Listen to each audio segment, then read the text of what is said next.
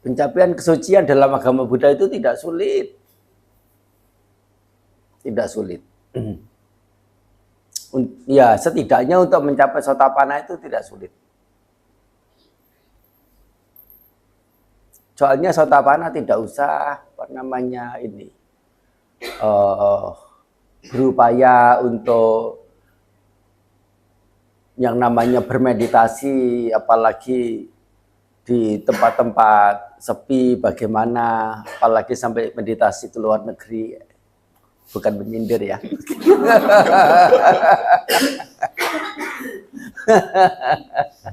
Maaf.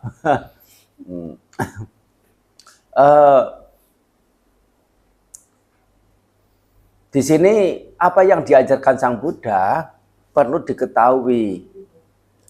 Nah, inti dari ajaran Sang Buddha itu adalah mengajarkan 4 kebenaran Arya. Yaitu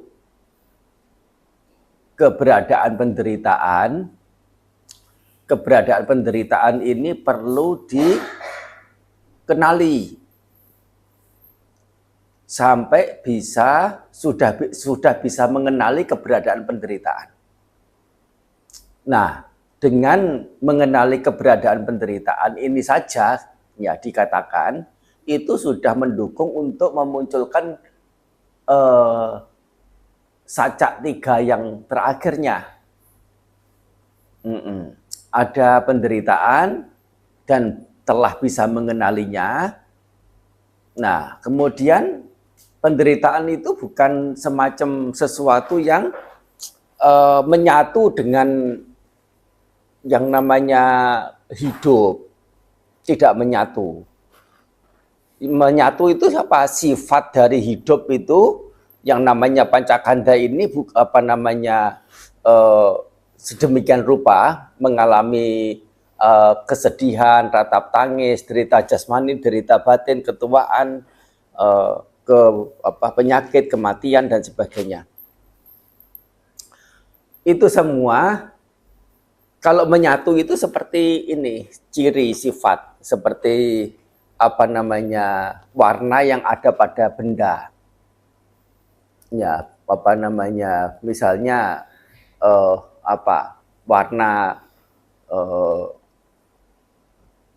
warna merah yang ada pada buah ini, buah naga ini. Nah,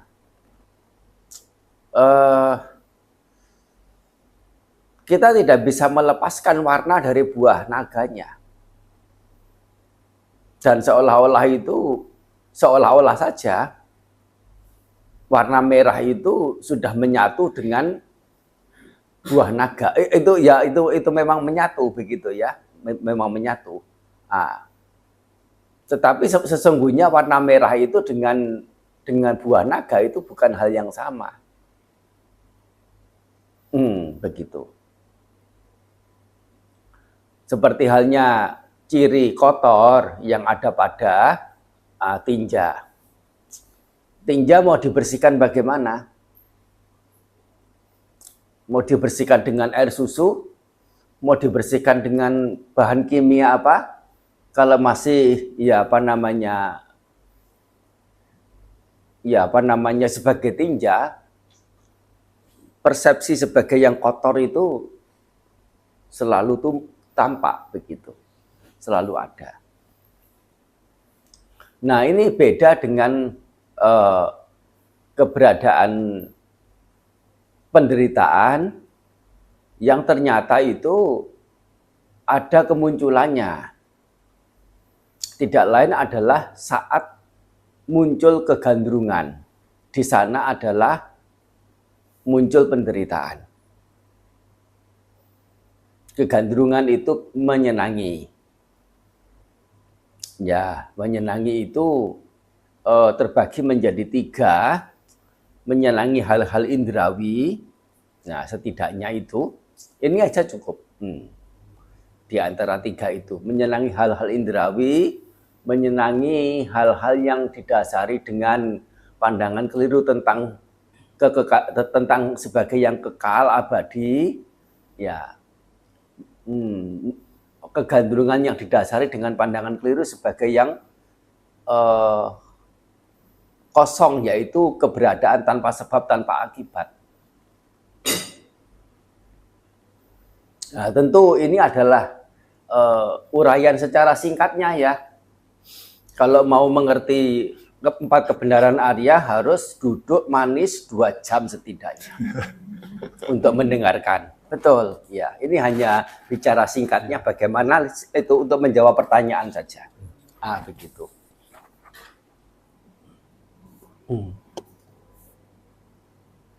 Nah, karena ada kemunculan penderitaan, ditengarai sebagai yang ada kemunculannya, inilah apa namanya pengertian tentang kepadaman penderitaan itu bisa ditembus dengan satu doktrin secara umum bahwasanya sesuatu yang wajar mengalami kemunculan, wajar pula mengalami kepadaman. Nggak ada yang ya secara logika umumnya itu sudah memang demikian. Sehingga kalau penderitaan itu ada dan keberadaannya itu ada kemunculannya, penderitaan ada potensi untuk menjadi padam juga, yaitu padamnya kegandrungan itu sendiri. Nah, jika ada kepadaman penderitaan, tentu ada jalan menuju pada kepadaman penderitaan. Jadi itu berurut. Nah, di sini antara yang kedua dan ketiga, ya, penderitaan itu ada kemunculannya, yaitu kemunculan penderitaan, dan yang ketiga adalah kepadaman penderitaan. Ada kemunculan dan kepadaman. Di sini keberadaan tanha itu, kegandrungan ini yang ada muncul, ada padam itu, kekal atau tidak kekal? Tidak kekal. Karena apa? Ada padamnya. Sesuatu yang ada padamnya, dukkha, penderitaan. Dan sesuatu yang mendatangkan penderitaan itu patut dilekati tidak. Patut digandrungi tidak, patut disenangi tidak. Dan di sana sudah tertembus juga sesungguhnya kebenaran tentang anicca, ketidakkekalan. Dan itu bisa berlangsung sebagai penembusan pada dukkha. Karena sebagai dukkha yaitu dalam dukkha muncul yang namanya anatta, ketidakadadirian. Soalnya kalau itu mengerti sebagai yang ada diri, tentu tidak mendatangkan penderitaan. Karena mendatangkan penderitaan itulah sehingga disebut anatta, tidak ada diri. Oleh karena apa?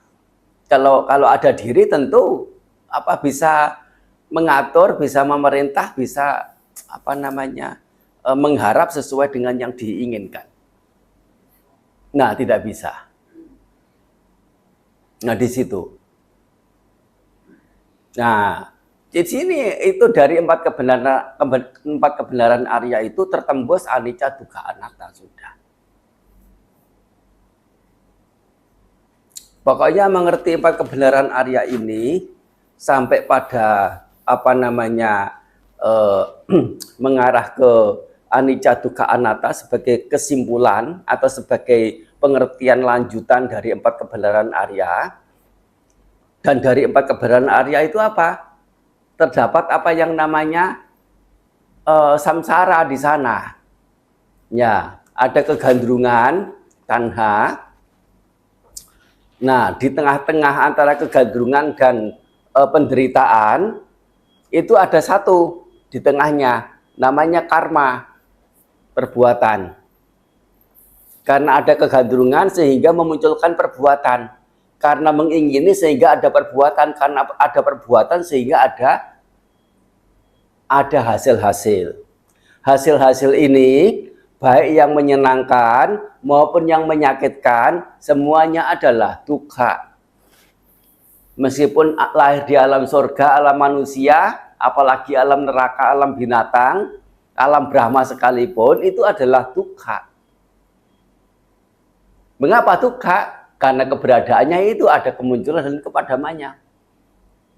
Dan segala macam hal tentang apa yang namanya sisi-sisi batiniah itu bergolak, mengingini ini, mengingini itu, mengingini apa, tidak ingin ini, tidak ingin itu, semuanya itu apa namanya sebagai pemicu munculnya keterhimpitan sebagai nama lain dari yang disebut dengan dukkha itu sendiri.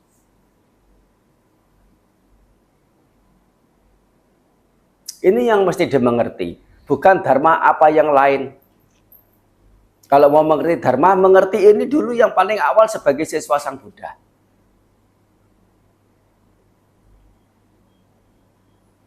Ini yang disebut dengan mengetahui ajaran Sang Guru.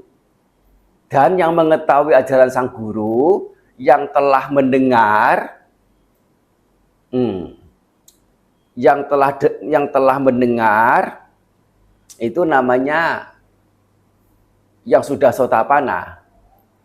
Sota itu artinya telinga atau yang arus pendengaran itu. Apana artinya masuk ke arus pendengaran.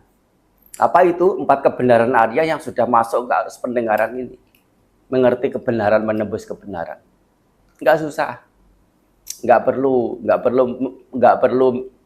mengikis kotoran batin sudah bisa mencapai kesucian sotapanna. Nah, tetapi sotapanna ya itu masih dalam tahap pemahaman.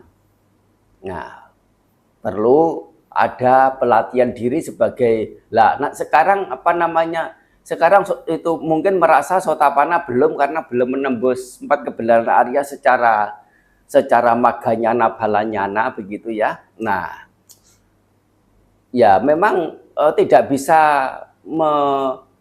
memahami arti penting dari meditasi, dari pengembangan batin. Jangankan yang belum sotapanna, yang sudah sotapanna saja males-malesan juga kok, enggan-enggan, masih menyenangi, masih menikmati, masih mau menikmati kesenangan-kesenangan indrawi, itu sotapanna. Sehingga bukan hal yang gampang untuk dari sotapanna untuk naik ke tingkat kesucian selanjutnya. Bukan hal yang gampang. Soalnya itu sedemikian rupa ini sebutannya itu adalah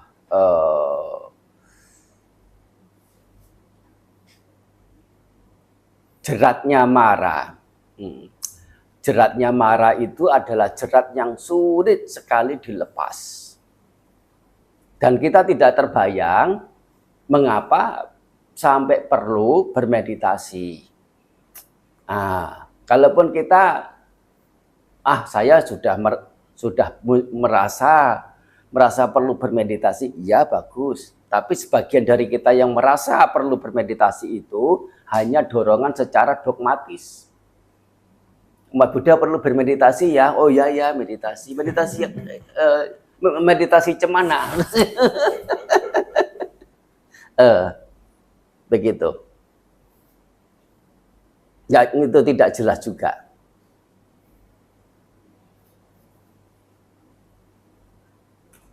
Nah, jadi kalau sudah pada tahapan mengerti menembus empat kebenaran Arya, sesungguhnya disebut atau tidak juga tidak masalah.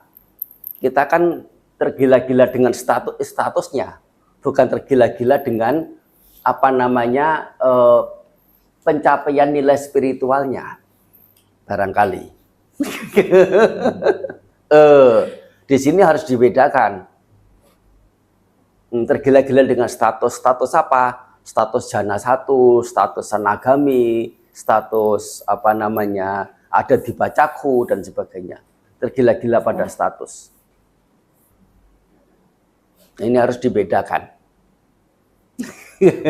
Selama masih tergila-gila itu nggak akan bisa sampai.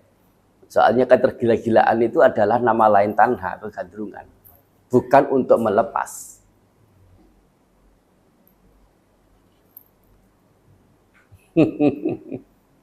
Ya itu sampai di situ. Untuk tingkat kesucian yang selanjutnya ya itu nanti bisa lebih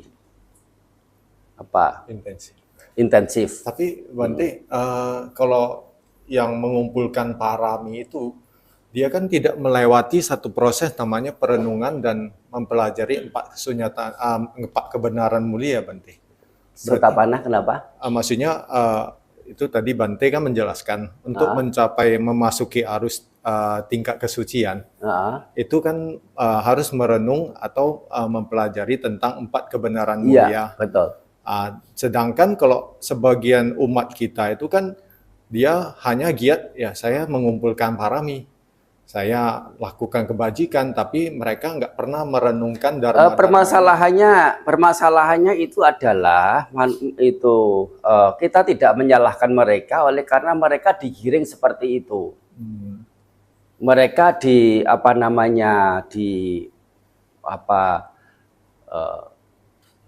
diberi pengertian seperti itu, dengan cara berpikir yang berbagai macam, tidak bisa di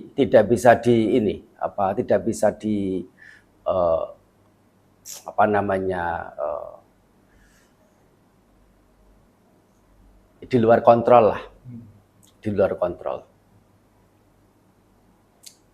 Nah ini yang sesungguhnya juga sedikit banyak itu memprihatinkan.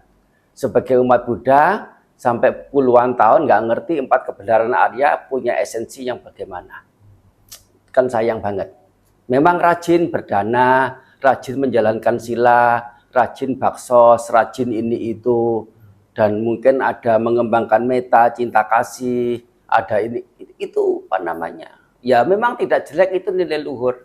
Tapi mengembangkan cinta kasih sampai yang tertinggi, sampai masuk ke alam Brahma, itu bukan jalan menuju ke kesucian. Meskipun metanya itu mentok sampai yang tertinggi, itu nggak ada celah untuk mencapai kesucian. Nggak ada tanda-tanda itu adalah jalan mencapai kesucian. Nah nanti selesai kebahagiaan di alam Brahma karena mengembangkan meta cinta kasih itu, selesai buahnya di sana, turun lagi ke alam manusia, turun lagi ke alam peta, ke alam neraka, ke alam binatang. Ini empat kebenaran Arya itu yang utama, bukan kebajikan-kebajikan yang lain. Meskipun kebajikan yang lain itu juga tidak jelek, bagus dan sangat bagus. Lebih dari itu adalah sebagai anak tangga untuk mempermudah merealisasi nirwana, merealisasi tingkatan-tingkatan kesucian, mempermudah begitu. Kalau kita bahagia, kita merasa punya, kita lebih mudah enggak berbagi. Betul ya? Kasihlah, kasihan dia. Karena apa? Kita merasa punya, merasa ada. Tapi kalau kita tidak punya, sulit berbagi. Jadi kalau orang punya tataran nilai luhur yang lebih tinggi, punya potensi untuk mengembangkan kebaikan lebih besar dibandingkan yang belum punya. Dan itu tentu setingkat, artinya seiring dengan jenjang nilai spiritual yang dipandu atau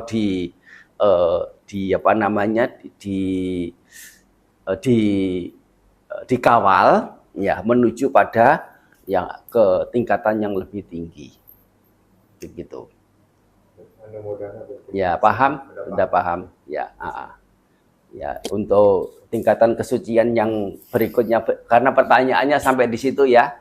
Ya, dan juga waktunya juga ya untuk menjelaskan tentang sekatagami, anagami, dan apalagi arahata begitu, butuh waktu berhari-hari. Anumodana untuk ibu bapak ya, telah dengan penuh ketulusan, kesungguhan hati, serta tentu dengan bekal keyakinan yang benar pada Tiratana, menyempatkan datang untuk menyokong, untuk menyupport para biku dalam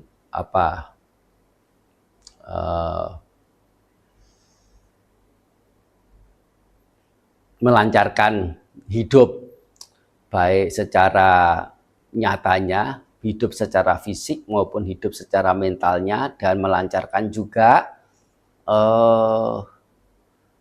proses pelestarian Buddha Sasana. Ya, soalnya dengan kehadiran para biku yang juga sedikit banyak punya kiprah, ya, dalam hal mengumandangkan ajaran sang guru, ada orang-orang yang masih banyak membutuhkan dan mendapatkan manfaat dari keberadaan para biku. Ya, di sana sini, bukan hanya di satu tempat tentunya ya, 1-2 tempat, tapi di sana sini. Nah, penyokong para biku itu sehingga mendapati manfaat yang lebih dari sekedar memberi. Kalau kita memberi seseorang, orang di jalanan, itu jelek atau baik? Baik. Itu mengumpulkan kebajikan tidak? Iya. Yang menerima bahagia enggak? Iya. Tapi selesai sampai di situ. Nah, itu bedanya. Nah, anumodana atas yang dilakukan semuanya ya.